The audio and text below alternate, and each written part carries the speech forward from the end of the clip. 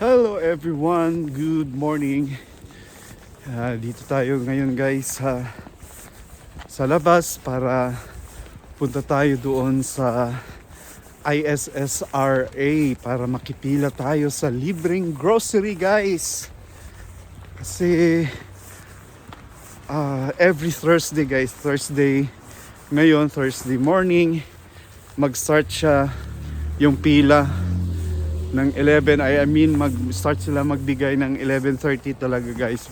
Ngayon 11:15, so saktong-sakto 11:30 nandun na tayo. And for sure mahaba na ang pila ngayon doon. At kahit sobrang lamig guys, kailangan na nating lumabas kasi para makalibre tayo ng grocery items. Kasi malaking tulong na rin talaga yun guys, lalong lalo na dito sobrang taas ng cost of living dito talaga sa Toronto, Canada. Sa renta pa lang ng bahay, nako, butas na yung bulsa nyo. Kaya hanggat maaari kailangan bumili ng mga promotion items. Meron namang Costco dito at malapit din kami sa Nations na supermarket na mura lang din yung mga bilihin guys, pero yung iba talaga medyo may kamahalan. Kaya thanks God may food program dito sa malapit sa amin. Every Thursday yan guys. Dati hindi ako pumipila every week, ngayon kailangan pumila kasi malaking tipid siya guys.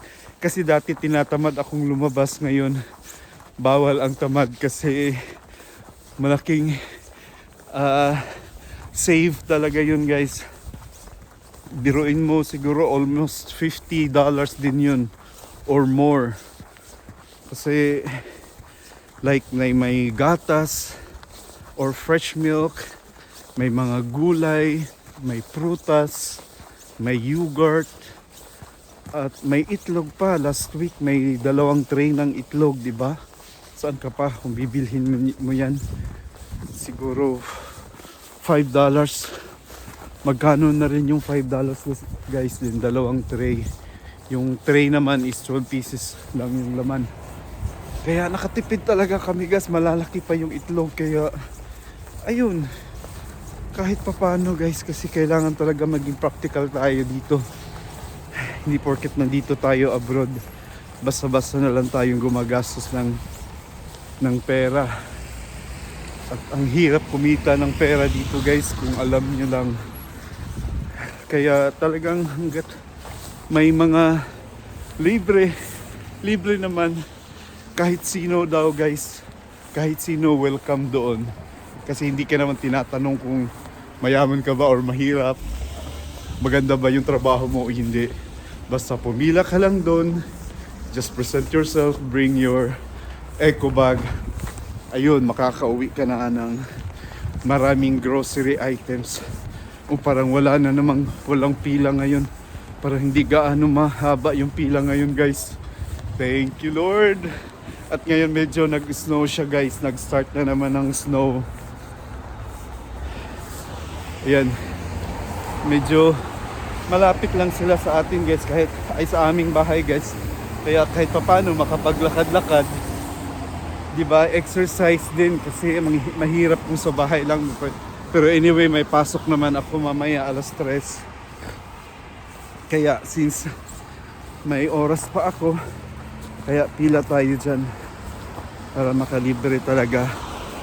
Talagang sobrang laking tipid niya guys, sa totoo lang. Kasi kung wala lang pasok si Mrs., pipila din yun para mas madami kaming mabitbit. Pero may pasok siya maaga, maaga yung pasok niya. Buti na lang ako 3:00 yung pasok kasi ano lang yan siya guys, 11:30 to 3:30 PM lang siya open. After 3:30 PM sarado na. Pero may nakausap akong isa doon na ibang lahi na pumipila din. After 3:30 PM daw, pag hindi siya nauubos, nilalagay daw dyan sa labas, naglagay sila ng mesa at yun binibigay O kung sino yung gustong kumuha, libre yun, kuha ka lang doon. Kaya siguro kung wala lang pasok, babalik ako talaga doon. Pero may pasok kailangan nating pumasok. Kasi paano na lang yung mga bayarin guys, di ba? Ayan. Hinihingal na ako guys. Ang hirap maglakad na habang nagsasalita. Ayan, so thanks God na walang gaanong pila guys. Ayan, malapit na akong dumating dyan sa pilahan. Ayun. Walang gaanong tao ngayon. Di. Katulad nung nakaraan talaga guys. Grabe, sobrang haba ng pila. Almost 30 minutes akong pumila, tapos ang lamig-lamig, ang sakit na ng paa ko. But this time, ayun wala ng pila. Pero may mga tao na guys, nandyan guys, yung maliit na building na yan guys. Sa likod ng school bus. Nandyan yung dyan yung pilahan. Kaya punta tayo ngayon dyan para makipila. Yun may mga tao na nag-distribute na guys.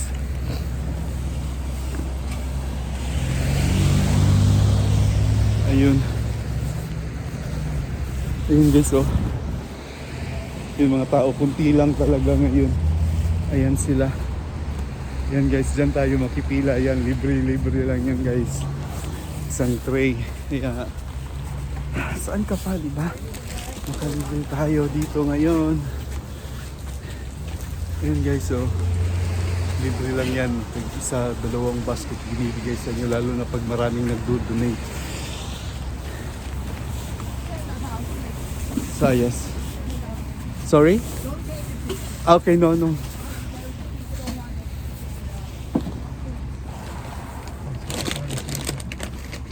Ayan na guys, so ito na yung nakuha natin. Kaya nga, malaking tipid talaga to boy. Ayan yung kasama ko dito guys, so. Isang Pinoy. Yes. Nakikipila. Yeah. Kaya nga. Kasi malaking tipid talaga to, kaya ayan. Sinisigurado ko wala akong trabaho pag Thursday. Ha? Sinisigurado ko walang trabaho sa Thursday. Ang off ko ay Thursday binibigyan. Okay. That's good. Ako mamaya pa naman yung pasok ko, kaya sakto talaga dito. Yeah. Gusto ko papasok sana kay Brenda kaso wag na, mayaman ka na. Anong mayaman? Mayaman sa utang. Thank you. Tingnan mo, nakikipila pa rin ako. Yeah, then siyempre. Sige, ingat. Doon pa, malapit sa Nations. Yeah. Diyan lang kami sa likod ng Kaya, gasolinahan. Okay. Malapit lang talaga. Ayun. Yeah. Sige. Yan guys, may fresh milk pa. Ang daming fresh milk guys. Thank you so much. Okay guys, stop muna natin. Ayan guys, tapos na tayo dito. Balik na tayo ulit sa bahay. Kaya salamat talaga guys. Dalawang bag tayo guys. Nakadalawang bag tayo, diba? Libre lang yan guys. Ayun guys, pauwi na tayo. Nakabitbit na tayo ng dalawang bag ng grocery.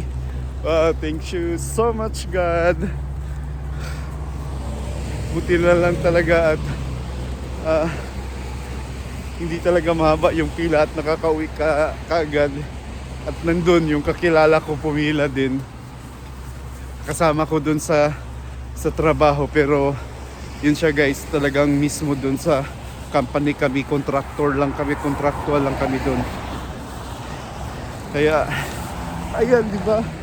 Ang dami pang fresh milk today, kaya hindi na kami bibili muna talaga. Kaya maraming salamat Lord sa blessings. Sorry guys, ang gulo ng camera ko. Ayan dalawang bag yan guys, dalawang bag ng libreng grocery. Kahit ang lamig-lamig guys. Kaya ito, grateful talaga sa lahat.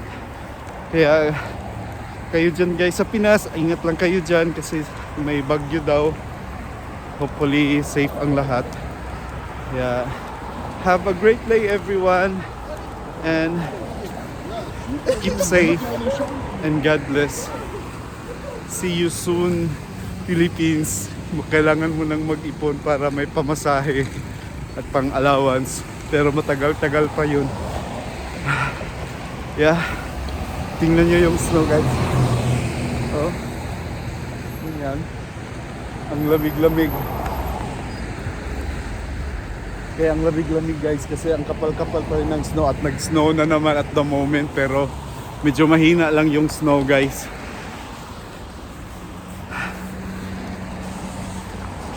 Oh, umuusok na yung bibig ko dahil sa lamig. Ayun guys, thank you so much for watching my videos and please do subscribe guys to my YouTube channel and Adonis A Vlogs guys. Yeah, salamat kayo sa tanan guys. Ingat kayo palagi dyan. Salamat sa Panginoon for all the blessings. Yehey! Ayun guys.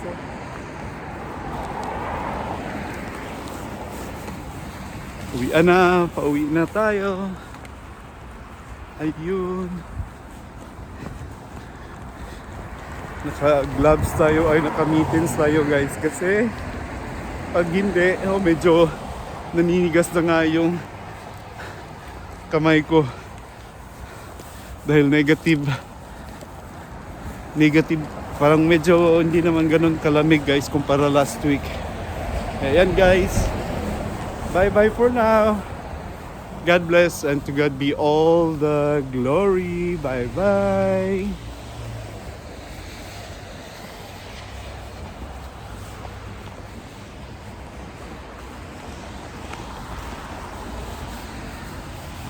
Yes, yo. Bye-bye na.